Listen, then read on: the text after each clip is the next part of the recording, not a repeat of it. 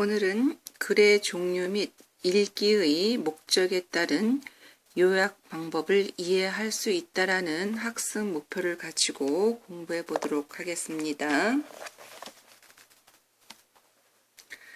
자, 지난 시간에 이어서 요약의 실제 이해를 살펴보도록 하겠습니다. 지난번에는 1문단의 요약의 실제 이해를 살펴보았죠. 두 번째 문단 살펴보겠습니다. 지렁이의 피부가 끈적거리는 이유는 무엇을 하기 위해서인가요? 우리 교과서 보시면 나와 있죠. 찾아볼까요? 호흡을 하기 위해서이다. 지렁이는 무엇을 통해서 호흡을 하나요? 그렇죠. 교과서 나와 있죠. 피부를 통해서 호흡을 하는데 피부가 마르면 건조해지겠죠. 그래서 호흡을 하지 못해서 죽는데요. 그래서 어디로 들어가냐면 건조하진 않은, 즉 마르지 않은 땅 속으로 들어간다. 땅 속에서 지렁이는 어떻게 걷나요? 느릿느릿하게 이동한다. 먹이를 먹고 이동을 하면서 자신도 모르는 사이에 이동하게 되면 땅 속에서 무엇을 갈아주게 되나요? 그렇죠? 흙을 갈아주게 되죠. 지렁이가 이동한 통로에는 공기가 잘 통하게 되어 식물이 무슨 호흡? 그렇죠? 교과서에 나와 있죠. 뿌리 호흡. 뿌리 호흡을 하는데 도움을 주고 수분이 땅에 잘 스며들게 되어 식물이 생장의 뜻이 뭐예요? 나서 자라는데, 생장하는데 도움을 준다. 그리고 지렁이는 흙 속의 세균이나 미생물, 식물체의 부스러기와 동물의 무엇을 먹고 살까요? 그렇죠. 배설물 등을 먹고 사는데 지렁이가 이를 섭취한 뒤에 배설하는 똥은 어떨까요? 영양분이 많겠죠. 영양분이 많아 땅을 기름지게 한다. 찰스 다윈이 흙 속에 지렁이가 뚫어놓은 굴을 뭐라고 할까요? 흙의? 그렇죠.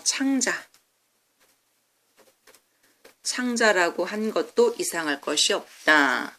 그뿐이 아니다. 지렁이는 물고기, 새, 두더지 등이 중요한 뭐가 될까요? 자신을 희생하는, 그쵸? 먹이죠.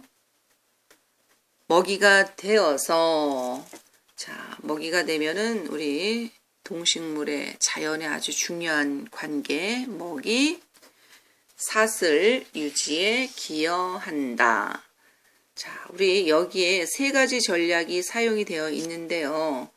그 전략을 밑에 풀이를 보고 한번 살펴볼까요? 첫 번째, 물고기, 새, 두더지. 여기 나와 있죠. 물고기, 새, 두더지. 물고기, 새, 두더지는 우리 요거를 하위 개념인데 상위 개념으로 뭐라고 이야기할 수 있을까요? 물고기, 새, 두더지의 공통점, 동물이라고도 할 수 있는데 더 크게 말한다면은 생물, 살아있는 것들 또는 생물보다 더 큰 거, 그쵸? 자연이라는 상위 개념으로 일반화할 수 있죠. 일반화.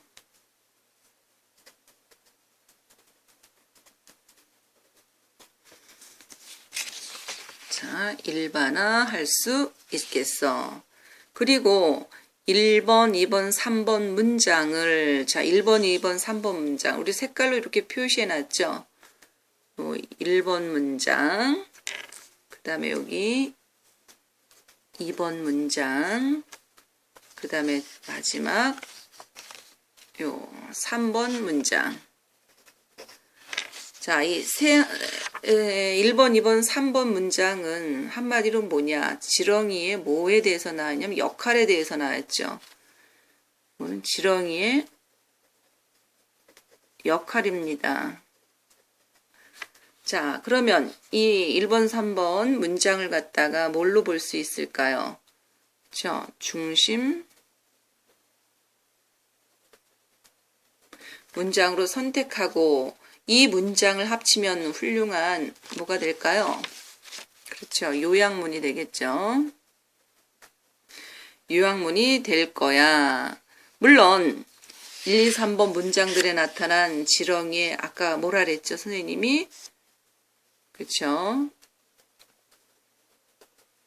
역할을 토대로 내용을 재배열하는 거, 재구성 할 수도 있겠지. 그러면 자, 재구성을 하면 어떤 문장이 나오나요?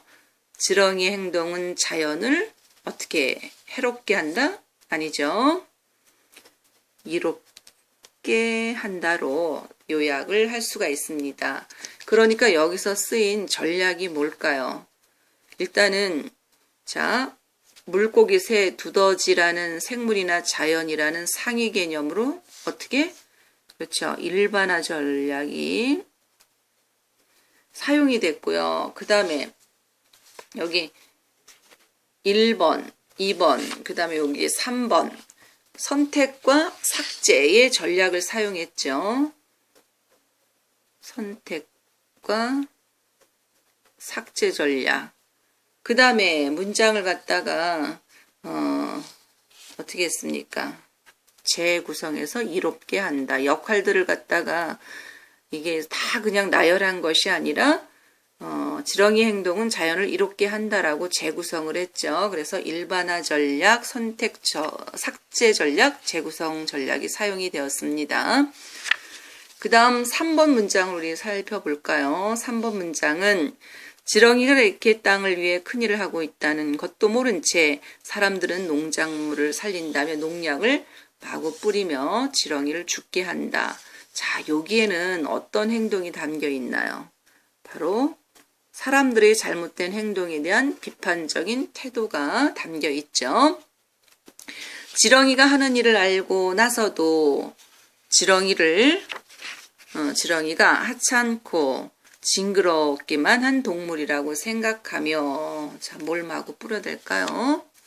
저 농약을 마구 뿌려댈 수 있을까? 자, 대답이 뻔한 내용을 묻는 형식을 취했죠. 이거를 바로 뭐라고 합니까? 표현법이 그렇죠? 서리법이 사용이 됐죠. 여기서는 어떤 문장으로 우리가 해석을 할 수 있을까요? 농약을 마구 뿌려댈 수 있을까? 농약을 뿌려대라 마라. 그렇죠? 농약을 마구 뿌리면 안 된다는 글쓴이의 입장이 담겨 있어요. 결국은 지렁이는 자연에 유용하다는 입장이 담겨 있죠. 자, 그러면 3번 문단은 1번 문단과 마찬가지로 자, 1번 문단은 끝부분에 역시 질문을 통해서 끝을 맺고 있었죠. 어떤 내용인가요? 지렁이는 정말 하찮고 징그럽기만 한 동물일까라고 문제 제기를 했죠. 그런데 그것을 우리가 중심 문장으로 우리가 요약을 했는데 3번 문장에서는 바로 요 문장, 농약을 마구 뿌려댈 수 있을까라는 요 문장을 갖다가 우리가 이게 질문이라고 해서 중심 내용이라고 보기는 힘들겠죠. 대신에 이 질문, 농약을 마구 뿌려댈 수 있을까라는 그 질문에 대한 대답이 중심 내용이 되겠죠. 그래서 그 대답을 찾아보면 어떤 대답이 나올까요? 지렁이를 하찮게 여겨 어떻게? 그렇죠. 농약을 뿌린다는 거는 안 된다. 죽이면 안 된다. 왜? 지렁이는 자 일반화된 거 있죠. 자연에 중요하다라는 것으로 우리가 요약할 수 있죠. 즉 중심 문장이 속에 감춰져 있죠. 그래서 내 목소리를 어떻게 해야 되나요? 재구성해야겠지요.